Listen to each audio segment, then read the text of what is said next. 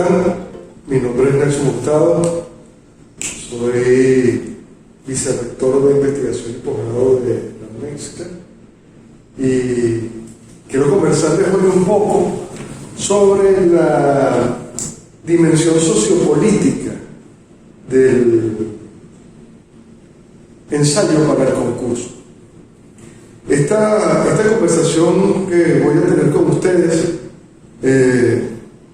se va a basar fundamentalmente en cómo hacerles notar las ideas que en este tipo de dimensión deben o podrían asumir dentro de su ensayo.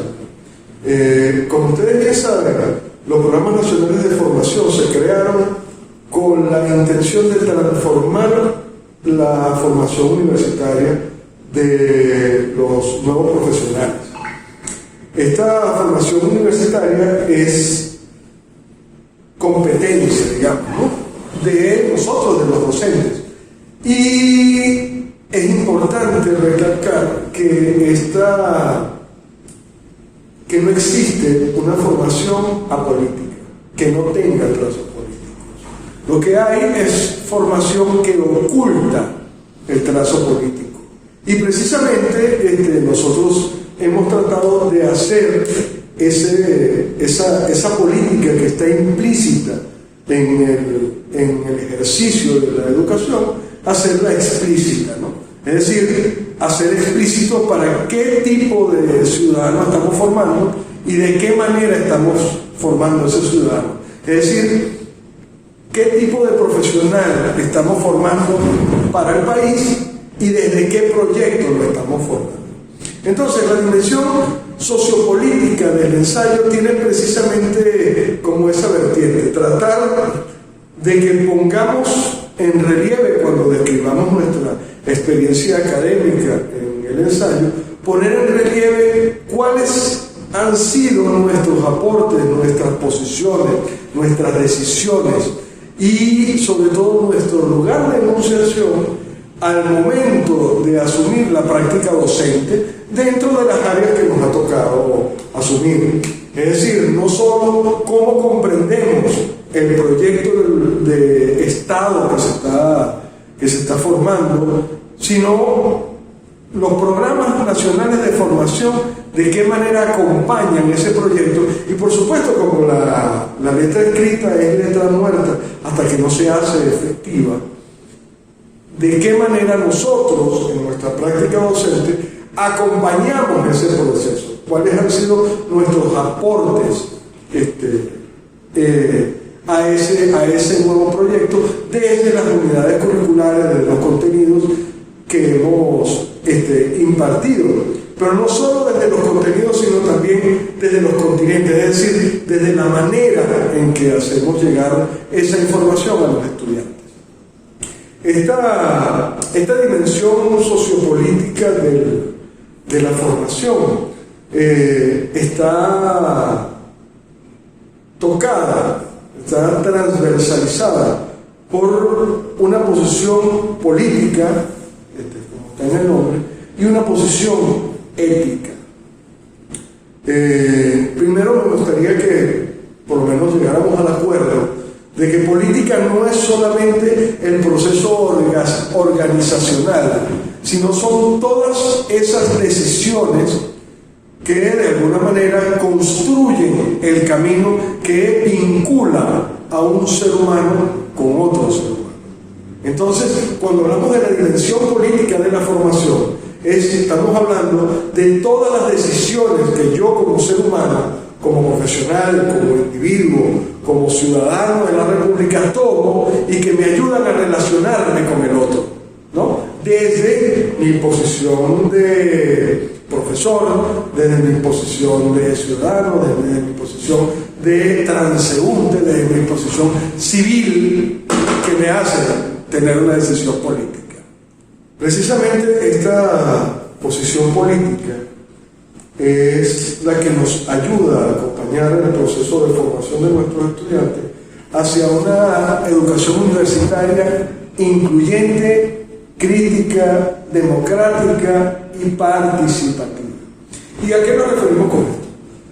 precisamente cuando hablamos de una formación incluyente, es que nos permite llegar a todos los ciudadanos de la República, que incluya a todos los estratos de la sociedad, ¿no?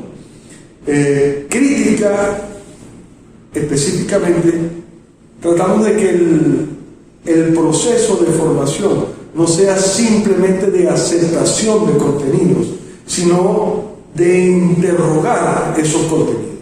Entonces, la invitación en este sentido es, nosotros desde nuestras unidades curriculares, cómo interpelamos esos contenidos que le estamos impartiendo, comunicando, transmitiendo a nuestros estudiantes. ¿Cómo ponemos esos contenidos en el contexto de la realidad global, en el contexto de la realidad nacional, en el contexto de sus realidades particulares? Y esos contenidos, ¿de qué manera los acompañan en el proceso de solución de sus problemas? Eso precisamente es lo que hace que sea crítica la reflexión que hacemos nosotros desde nuestro lugar de enunciación y lo compartimos con el lugar de enunciación de nuestros estudiantes. ¿Por qué hablamos de una educación democrática? Porque debe ser repartida para toda la población. Para toda la población debe tener acceso a este proceso de formación y que esa formación no sea una formación pasiva, donde el estudiante está simplemente como un receptor de conocimiento, sin aportar nada. Tiene que ser una formación participativa. Entonces la invitación es precisamente cómo nosotros, como docentes, impulsamos este tipo de formación. Y esto, bueno, de alguna manera nos llevará a caracterizar nuestro proceso educativo como docente, y es allí donde se va a centrar la construcción de nuevas prácticas docentes universitarias, de nuestras propias prácticas docentes universitarias.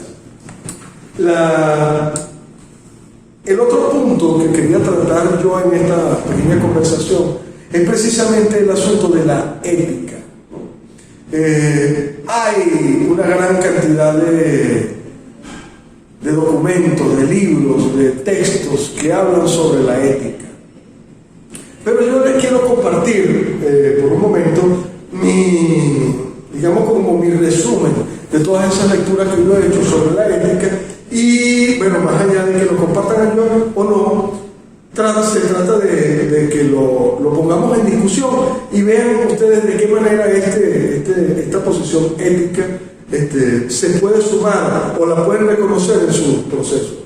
Yo, Nelson Hurtado, a través de las investigaciones de otros que he tenido en lo particular y en los intercambios que he tenido académicos con otros grupos y con mis propios grupos de investigación, hemos considerado que la ética forma parte de la condición humana que posibilita la vida.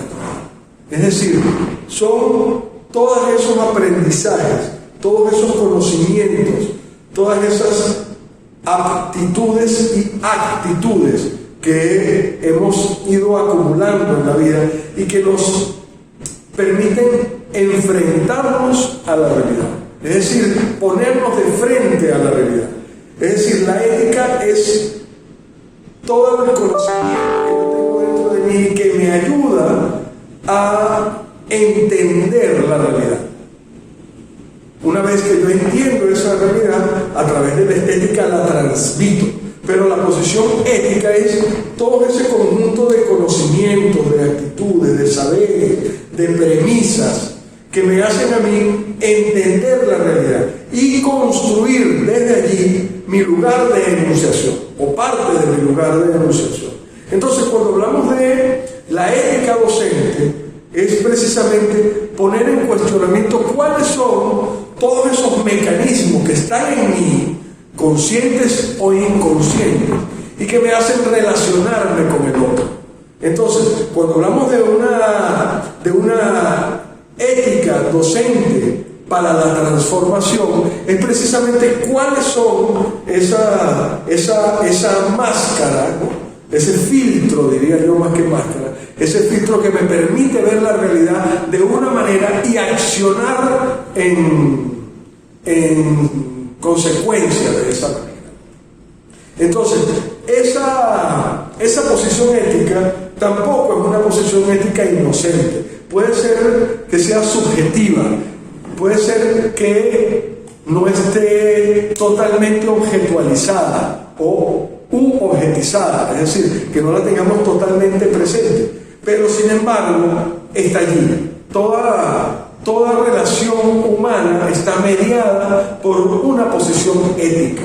Bueno, precisamente mi invitación en este ensayo es a que hagamos evidente esa posición ética que nosotros asumimos y de qué manera esa posición ética entra en comunicación con la anterior posición política, es decir, con la concepción política que tienen los programas nacionales de formación, es decir, con la construcción de la nación.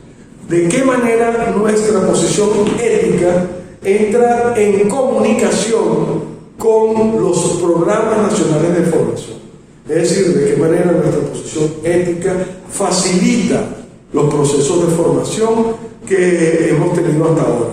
Entonces yo quería invitarlos a que nos hiciéramos esta serie de preguntas antes de comenzar a redactar nuestro trabajo y que sirvieran como insumos para la construcción del ensayo. Muchísimas gracias por su atención, espero que nos veamos muy pronto.